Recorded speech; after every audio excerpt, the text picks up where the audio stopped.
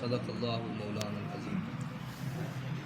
عزیز محترم، آج کا درس شریف کا موضوع طہارت کے حوالہ سے وضو اور غسل۔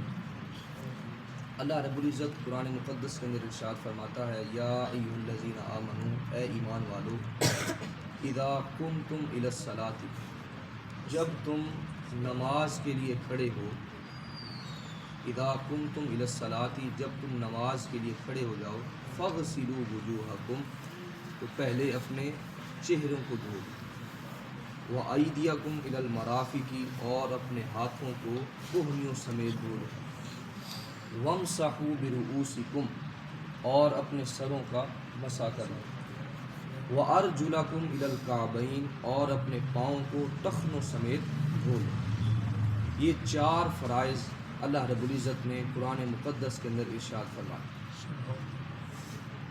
اب دیگر جو ہم چیزیں ادا کرتے ہیں، کلی کرنا، ناک میں پانی ڈالنا وغیرہ وغیرہ، یہ ساری کی ساری چیزیں سنت کے درجے کے اندر آ جاتی ہیں۔ جو وضو کے فرائض ہیں وہ صرف 4 ہیں۔ آقا کریم علیہ السلام کی حدیث مبارکہ ہے، حضور علیہ الصلوۃ والتسلیم نے ارشاد فرمایا کہ بغیر وضو کے نماز قبول نہیں ہوتی۔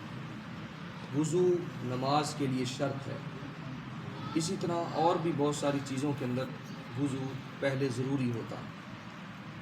حاضرین محترم، اللہ رب العزت نے انسان کو ایک خوبصورت دین، بالخصوص مسلمانوں کو ایک دین اسلام عطا فرمایا۔ چونکہ ہمارا جسم، ہمارے ارد گرد و پیش بہت سارے جراثیم موجود ہیں، مگر اللہ رب العزت نے ہمارا جسم اس ساخت سے بنایا ہے کہ ہمارے جسم کے اندر وہ جراثیم سرایت نہیں کر پاتے، مگر جو ہمارے جسم کے ناک، منہ یا کوئی زخم ہو جاتا ہے تو اس کے ذریعہ سے جراثیم آپ کے جسم کے اندر داخل ہونے کا قوی امکان ہوتا ہے۔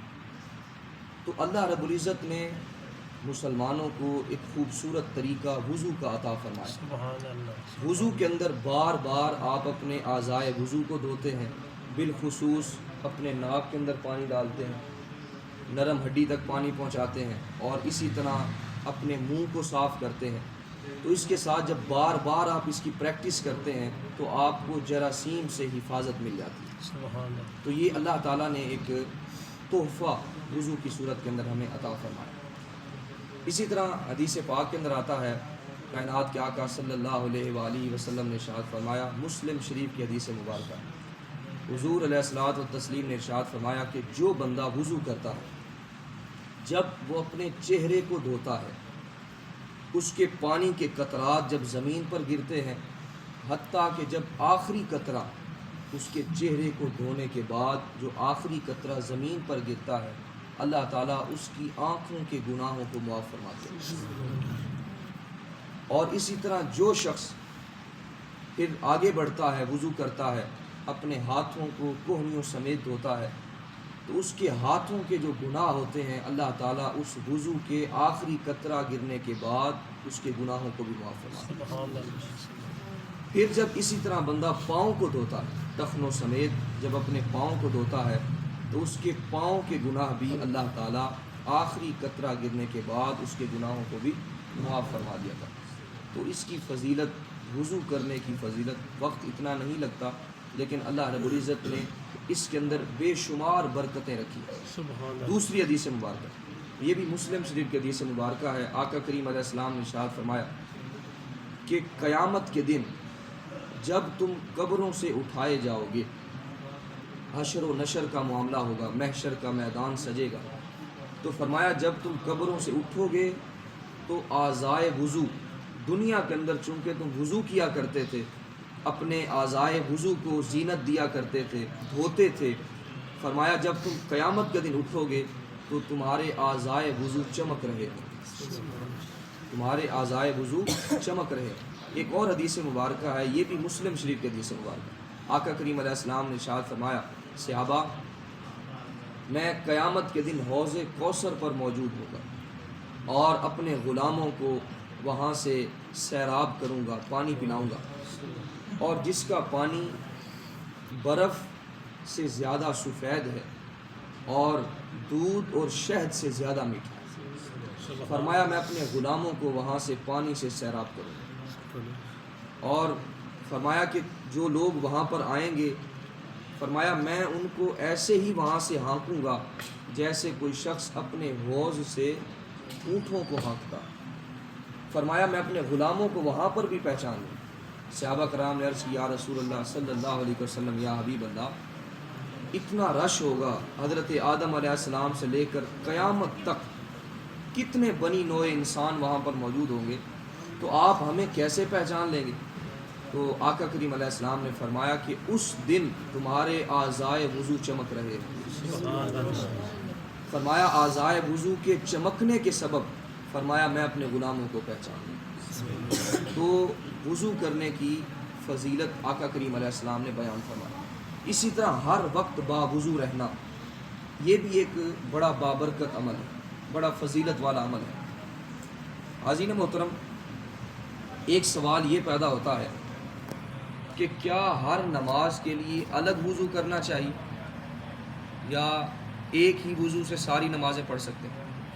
اس کا جواب یہ ہے کہ ہر نماز کے لیے الگ وضو کرنا افضل طریقہ ہے، مگر ایک بھی وضو سے آپ ساری نمازیں بھی ادا کر سکتے ہیں۔ حضرت بریدہ رضی اللہ تعالیٰ عنہ ارشاد فرماتے ہیں کہ فتح مکہ کے دن آقا کریم علیہ السلام نے ایک ہی وضو سے ساری نمازیں ادا کی، یعنی آپ نے ایک ہی وضو فرمایا اور ساری نمازیں آپ نے اسی وضو کے ساتھ ہی ادا فرمائی۔ حضرت فاروق اعظم رضی اللہ تعالیٰ عنہ، آپ نے پوچھا یا رسول اللہ کیا ماجرا ہے، آج آپ نے خلاف عادت اور خلاف توقع عمل فرمایا ہے، یعنی آپ پہلے ایسا نہیں کیا کرتے تھے کہ ایک وضو کے ساتھ آپ ساری نمازیں پڑھتے ہیں۔ آقا کریم علیہ السلام نے ارشاد فرمایا کہ میں نے یہ کام ارادتاً کیا، میں نے جان بوجھ کر یہ کام کیا ہے تاکہ میری امت کے لیے یہ کام بھی جائز قرار پا جائے، میری امت کے لیے یہ کام بھی سنت قرار پا جائے۔ تو آقا کریم علیہ السلام نے یہ کام بھی جان بوجھ کر عطا فرمایا۔ اسی طرح نبی پاک صلی اللہ علیہ وآلہ وسلم نے حضرت انس بن مالک سے فرمایا، انس باوضو رہا کرو، ہر وقت باوضو رہا کرو، اگر باوضو حالت کے اندر ملک الموت اسرائیل علیہ السلام تمہاری روح کو قبض کر لیتا، تمہاری جان نکل جاتی ہے، تو فرمایا اس وقت اللہ تعالیٰ تمہیں شہادت کا درجہ عطا، شہید کا ثواب اللہ رب العزت تمہارے نام اعمال کے اندر بھی درج فرمائے۔ اسی طرح حضرت موسیٰ علیہ السلام سے اللہ رب العزت نے فرمایا، موسیٰ جو مصیبت تمہیں بغیر وضو کے پہنچتی ہے، جو مصیبت بغیر وضو کے تمہارے پاس آتی ہے، فرمایا اس بات پر اپنے آپ کو ملامت کیا ہے۔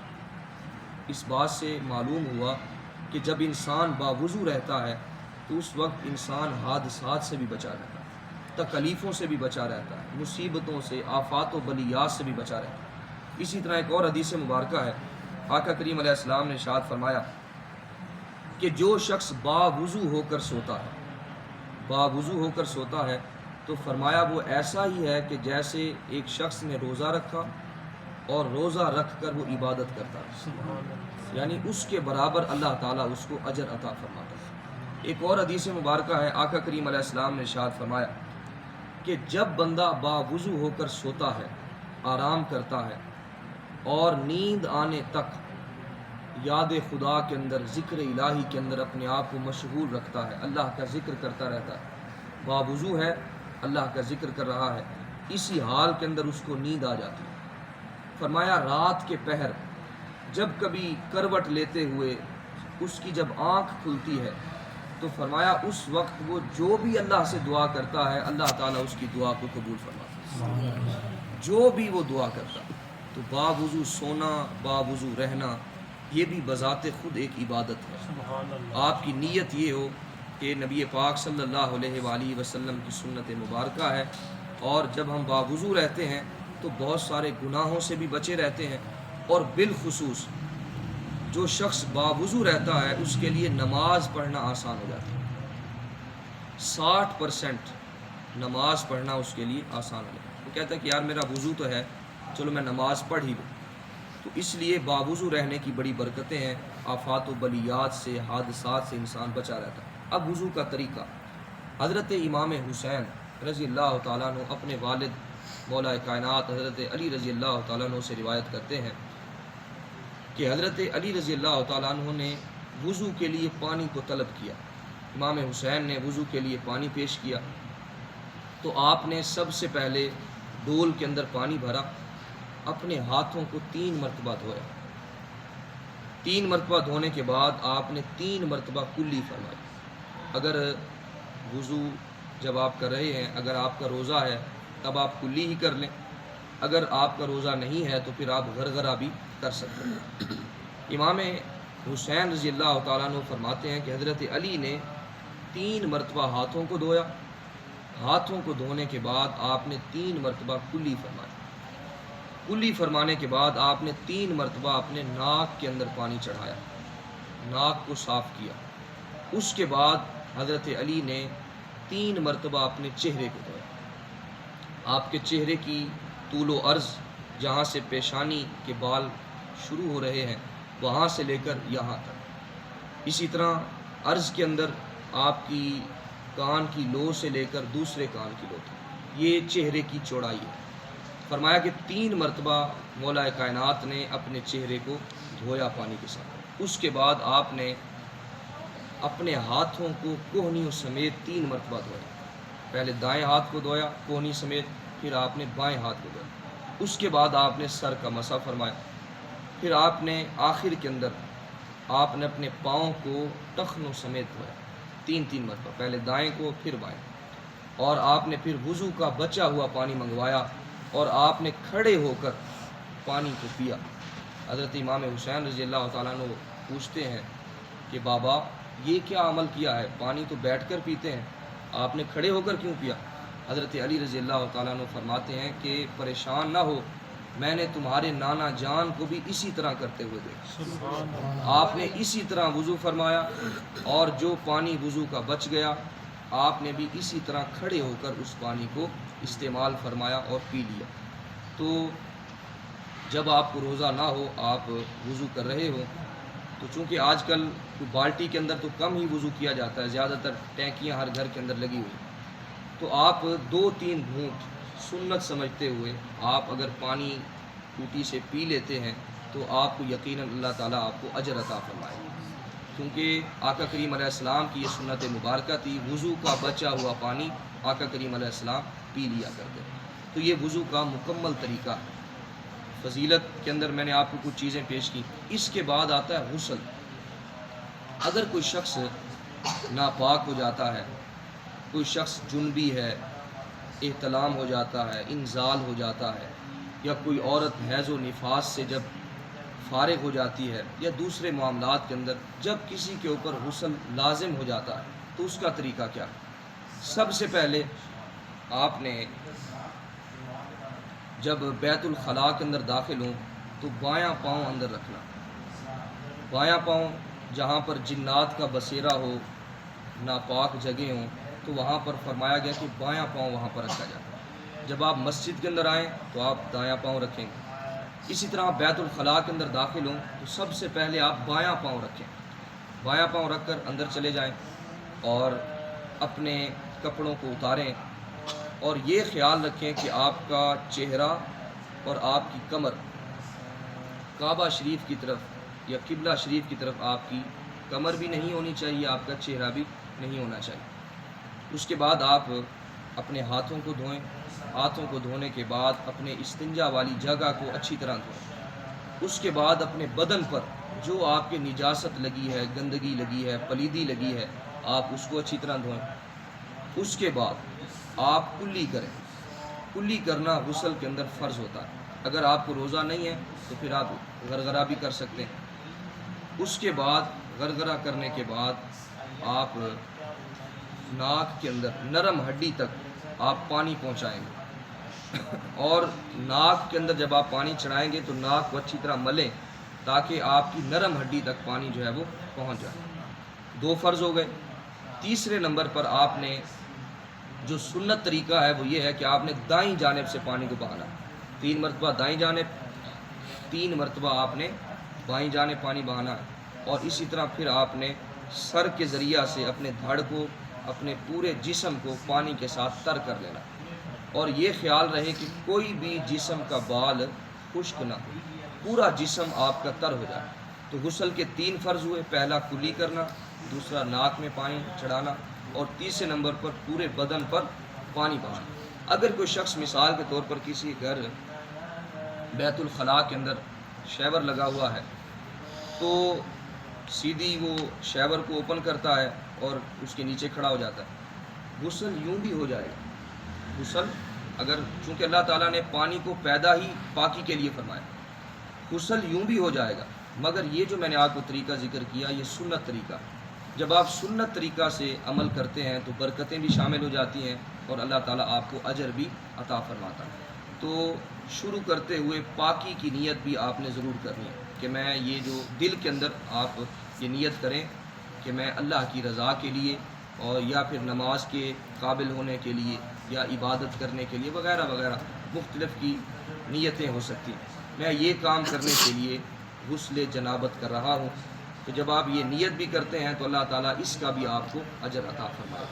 تو یہ سنت طریقہ تھا جو میں نے آپ کو ذکر کیا۔ اللہ رب العزت ارشاد فرماتا ہے وَإِن كُنتُمْ جُنُبًا فَاتَّطَہَّرُوا، جب تم جنبی ہو جاؤ، فَاتَّطَہَّرُوا، تو خوب طہارت حاصل کرو، پاکی حاصل کرو۔